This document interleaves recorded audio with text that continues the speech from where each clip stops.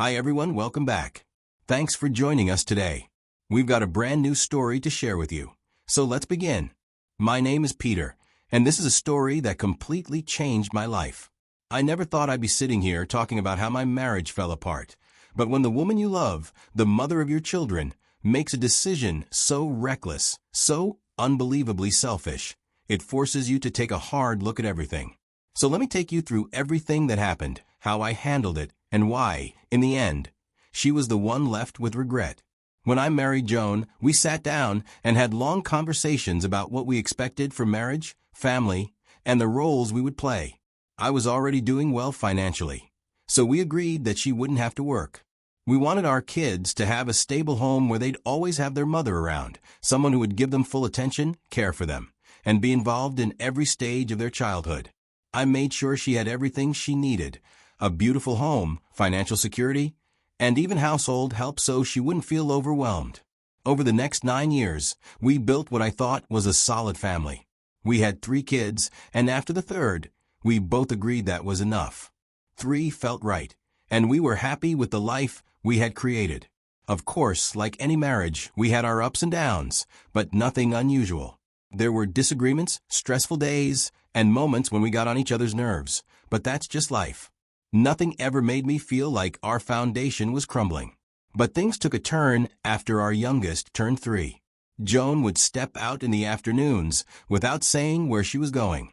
I'd come home from work expecting to see her with the kids, only to find the house quiet. No sign of Joan. Just our children, waiting for a mother who didn't bother to tell them when she'd be back. The first time my eldest called me at work, I thought it was a mistake. "Dad, Mom's not home. She's been gone for a while." I told him not to worry. Maybe she was stuck in traffic or something. But then it happened again. And again. Each time, the calls grew more anxious. My son, just a kid himself, was forced into a position no child should be in, watching over his younger siblings, wondering why his mother had disappeared for hours. I started calling Joan whenever I got those calls. But my calls would go straight to voicemail. When she finally answered, her tone was casual, almost dismissive. "Oh, I just stepped out for a bit," she'd say. No real explanation. And when I asked her where she went, she'd brush it off, just out to get something. That was it. I tried to talk to her about it, told her that it wasn't safe to leave the kids alone. Our youngest was only 3. What if something happened? What if there was an emergency? Joan barely reacted, telling me I was overreacting. "They're fine. It's not like I'm leaving them for the whole day." That was the moment I realized something had shifted. This wasn't the Joan I married.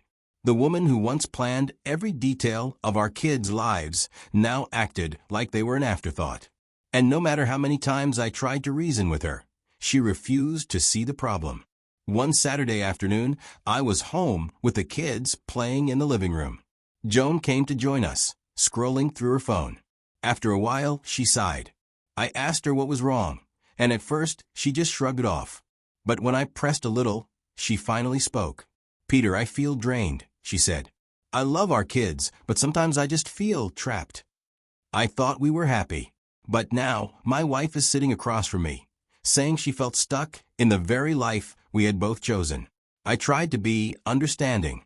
I told her that if she needed a break, we could plan a family vacation. Just us and the kids, maybe even bring a nanny along to help. A change of scenery, time to relax. I thought that was the issue. She just needed a breather. But she shook her head. "No, I don't want a family trip.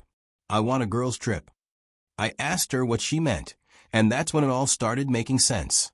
She wanted to travel with some of her old friends who, from what I had seen, didn't exactly live the most responsible lifestyles. Most of them were unmarried, always partying, drinking, club hopping, and in some of their Instagram pictures, they were with different men on different occasions. I wasn't comfortable with it, and I told her straight up, "Joan, I don't think that's a good idea. These friends of yours, I see the kind of things they do when they travel. It's drinking, partying, and God knows what else. You're a married woman, a mother of 3. A trip like that sets the wrong precedent." She didn't take that well. The second I said no, she got defensive, raising her voice, saying I was being controlling, that I didn't trust her, that she was still her own person, and didn't have to ask for permission to live her life. It turned into this whole dramatic meltdown. She accused me of trying to cage her in, of not caring about her happiness, of making her feel like she was just a babysitter instead of a person. I kept calm and told her I wasn't trying to stop her from having fun, but I had to think about what was best for our family. If she needed a break, we could go somewhere together as a family. But she ignored it, storming out of the room, refusing to talk about it anymore. A few days later, I was knee-deep in work, focused on wrapping up a project, when my phone rang. It was the school. When I picked up, the teacher's voice was laced with concern. "Mr. Carter, no one has come to pick up your kids. We've been trying to reach your wife, but she's not answering." I was worried. Joan was supposed to pick them up. She always did. My mind jumped to the worst-case scenario. I immediately called her. No answer. Texted her. No response. I called again. Straight to voicemail. Panic took over. I grabbed my keys, barely remembering to tell my boss I had an emergency. The drive to the school felt like forever. Every possible scenario ran through my head. By the time I took the kids home, I was already mentally preparing to go to the police if I didn't find her soon. When I arrived, the kids were sitting with one of the teachers, their backpacks at their feet. The moment they saw me, they ran up, relief written all over their faces. "Where's Mom?" one of them asked. That was the question of the hour. I had no answer. I got them in the car and drove home as fast as I could. The house was quiet when we walked in, and when I stepped into the kitchen, I saw a folded paper sitting on the counter. I opened it and started reading. Joan had left for the girls' trip. She wrote that she needed this trip and that she deserved a break after all the years of being a stay-at-home mom. She said she knew I didn't approve, but she was going anyway. I had to read the letter twice because I couldn't believe what I was seeing. She knew I didn't want her to go and how I felt about those friends. And yet, she went ahead and did it anyway. Not only that, but she didn't even make arrangements for the kids. She just left. Despite my anger, a wave of relief washed over me for a brief moment. At least she wasn't lying in a ditch somewhere. That night, I barely slept. I tried to make sense of it. I asked myself over and over again, what could possibly be so important about this trip that she was willing to risk everything? Was it the drinking? The parties? The chance to relive her old life? And if so, when did our family become a burden to her instead of a priority? By the time the sun came up, I had my answer. I wasn't going to waste my energy trying to understand someone who had made it clear where her priorities lay. She made her choice. Now it was time for me to make mine. The next morning, I called my boss and took emergency leave. There was no way I was leaving my kids alone again. My first priority was getting them the care they needed. I hired a nanny who could help stabilize the home while I sorted everything out. Next, I contacted a lawyer. I explained everything. The letter, the call from a school, the fact that Joan had made no arrangements for the children's care before disappearing. My lawyer told me I had a strong case to file for emergency custody. I didn't hesitate. Then, I cut off her access to my money. The joint account? Frozen. I refused to let her finance her selfish getaway with the same money meant to take care of our home and children.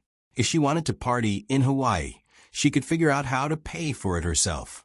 While all of this was happening, I documented everything. I saved the letter she left behind, which is a written confession of her actions. I got a copy of the call log from the school, proving she failed to pick up our children, and most importantly, the emotional impact on our kids. It didn't take long for the stress to affect them. My youngest fell sick from all the anxiety. He kept crying for his mother, confused and scared. The older two weren't much better. My oldest, being the most aware, came to me one night and asked a question I'll never forget. Why did Mom choose a vacation over us? By the time the 7 days were up, things had shifted in the house. The kids were adjusting. They had a nanny who showed up when she was supposed to. They were slowly accepting the new reality. And honestly, so was I. When Joan walked through the front door, she was anything but apologetic. She threw her bags down, looked around the house, then turned to me with a scowl. The first thing out of her mouth wasn't about the kids, wasn't about how things had been while she was gone. No. She was furious that I had frozen the joint account and why her card wasn't working. I had to borrow money just to survive that trip, Peter, she snapped. I expect you to pay me back for every single dollar I had to spend. I didn't give her the satisfaction of reacting. Instead, I reached over to the kitchen counter, picked up the envelope I had been waiting to give her, and silently handed it to her.